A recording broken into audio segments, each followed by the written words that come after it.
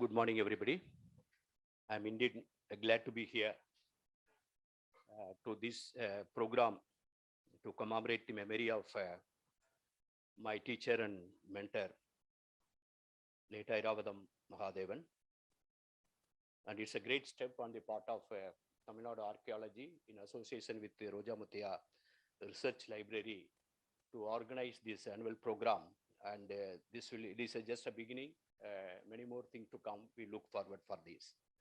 And Dr. Vasant Sinde, former Vice Chancellor, Deccan College, and Dr. Sridharan, the former Commissioner of Archaeology in Tamil Nadu, Professor Rajan, Sundar, and Sivanandam, and then other eminent scholars such as Serian and many other professors and researchers here. I am very happy to be here today morning. I came from Orissa to attend this particular program, and for many reasons. And Airavadam Mahadevan is personally who guided me in every step, in the sense that a great inspiration personally for me. But for him, I would not have got into basically this particular field at all. So we fondly remember and keep his name and memory in my mind while talking to you. And then first and foremost, why, apart from commemorating the memory of a personality like Airavadam Mahadevan, what is the need for us in today's context to talk about and articulate, think about it and express it, the interest in history and archaeology and related areas. You must have noticed that many things, it's not, archaeology is not new to India or further new to Tamil Nadu, 1904, even before the Indus Valley, 20 years before the Indus Valley civilization, a remarkable finding was made by Alexander Ree in 1904. But it took another 100 years for T. Satyamurthy to go to that site. In between in 1939, and when K.N. Dixit, the Director General of Archaeology that time, when he came to Madras University and made a talk, and he specifically advised the archaeologists of southern region that there's a lot of new findings coming from the Kutch and Kampe area of Gujarat. And then particularly he made a reference about the conch cells and the other evidence which are coming from the Adichanallur area. He thought that, he said, a committed search and somebody from my friends, his colleagues, that means archaeologists, one day will come forward for an evidence that would be comparable or contemporaneous to the what we find it in the Harappan, Mohenjo-daro and the Gujarat site, or maybe slightly later. Whatever may be, it is waiting, he said, in 1939. Then we waited another 70 years almost, and then for that day to came. Even in 2004 archaeology, the people have to go to the court to ask the report to be published, even the carbon datings to be done. This is the background in which there is a renewed interest and a huge interest in matter relating to history and archaeology. A lot of youngsters are getting in touch and talking to us and study about archaeology and history. It's a welcome thing. The reason is very simple. We normally say that everybody knows that people normally say that history is not only important.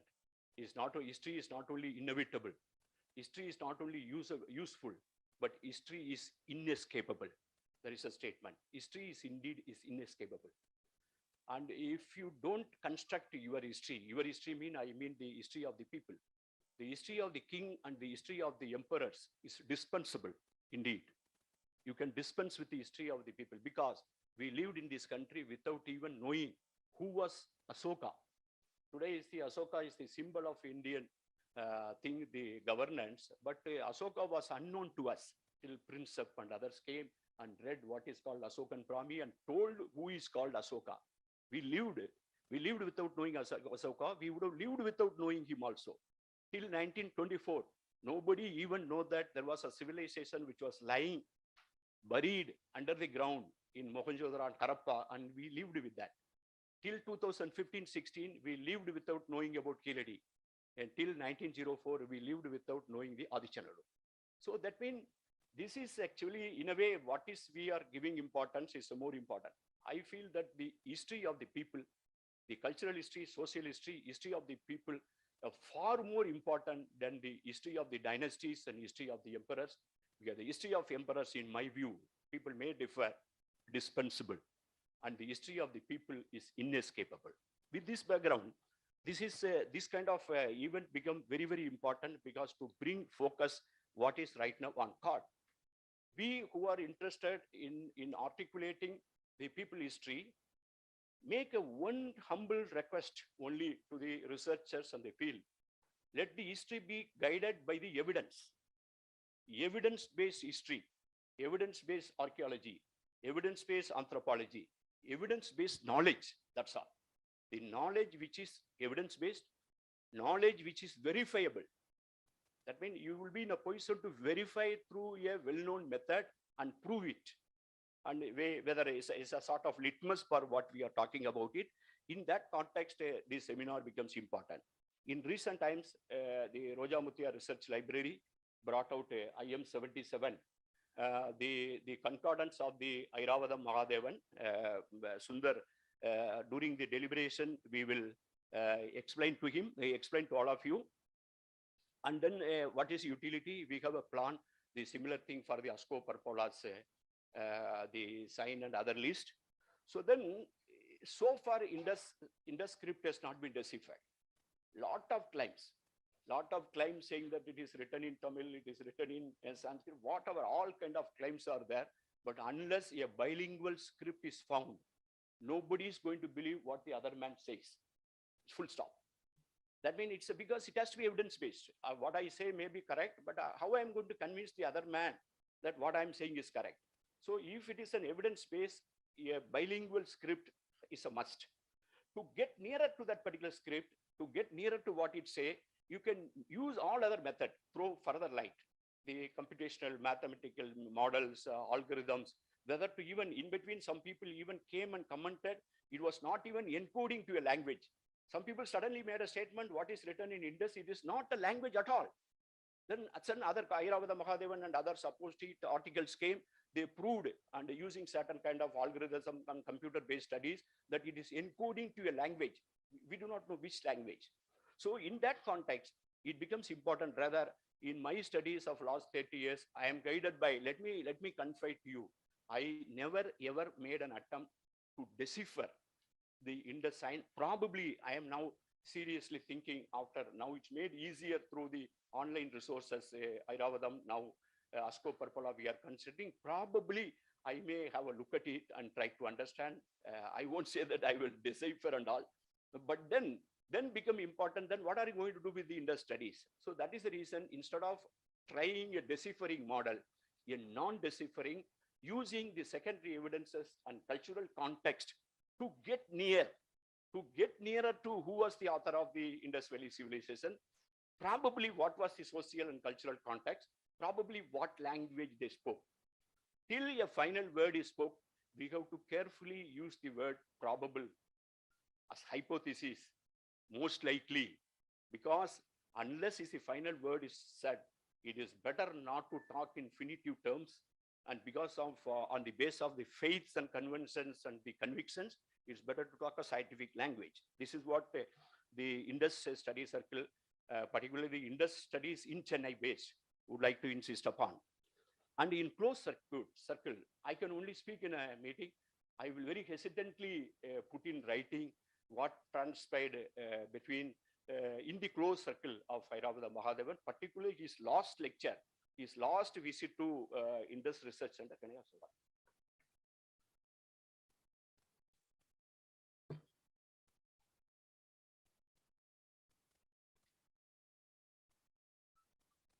His last visit to Indus Research Center was on September 20th, 2018, when I delivered a lecture called Pot Root. We were very much hesitant to call him. He was not well. I didn't invite him.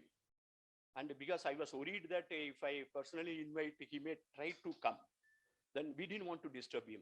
Then suddenly we got a message that he is coming. So we got really scared to receive him, because we know that he was very fragile in the day. So Sundar and myself received. Mr. Uday Chandran was with us. We all happened to receive him. While seeing the that kind of photo kind of exhibition we had it, Before going there, we use the word Dravidian hypothesis. We always, even now, we call it the Dravidian hypothesis. He put one hand on me and another on Sundar. I said, Bala, and he was addressing us. Why do we still call it a Dravidian hypothesis? Let us call it Dravidian. This is the thing, we have mentioned it, but this is the conversation in the close circle. He spoke about it. Probably that is the reason Airavadam Mahadevan housed and located the Indus Research Center, not because of or want of any other building or institutions, which he was more associated with in Chennai. He chose the Roja Muthiah Library to house this particular research center.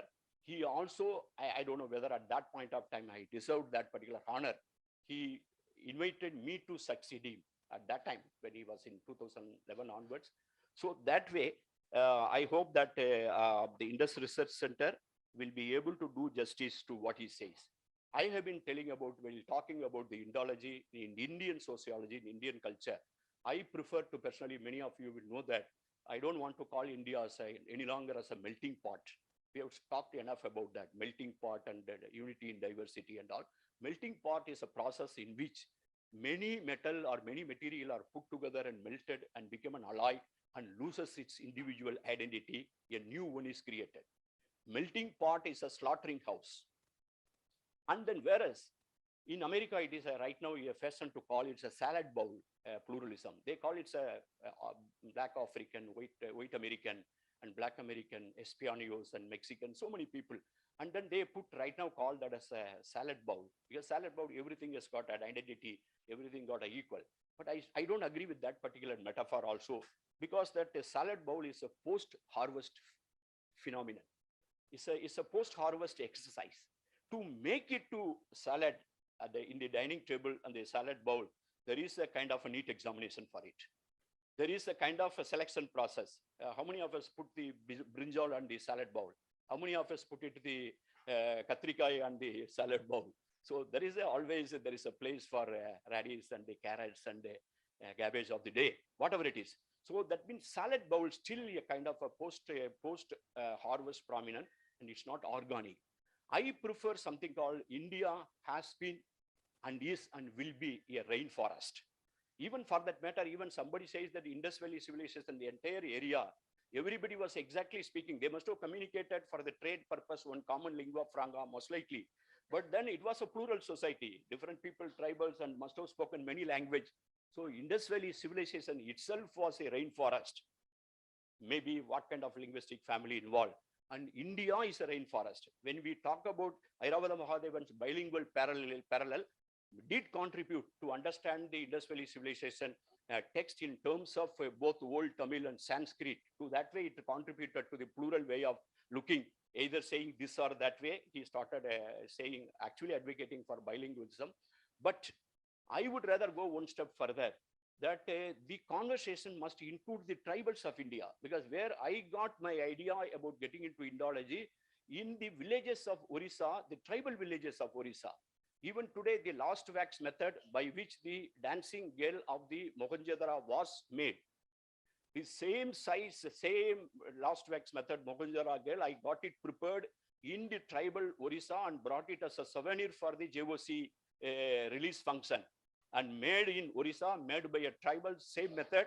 And what we find it in Swami Malai, the Nadaraja, the last wax method is a classical development of the same concept. So, but even today, the tribes, the Gonds of Chhattisgarh and Orissa, and their last wax method and Dokra casting and their bison corn headgears and in their walk of life, they remain me the Mohenjo-daro. So in this rainforest pluralism, we have to keep that in mind. And finally, I would like to say that, like in Kiladi, I would like to appreciate the Department of Archaeology, which brought out 24 languages. The initial finding is 24 languages, international and Indian languages. That is how it should be articulated. The archaeology is not just a handmade of somebody or the closed domain. That means it kept us a pickle for 20, 30 years without other people knowing, because it is people's property. People have got a right to know. History is basically a right. Thank you very much.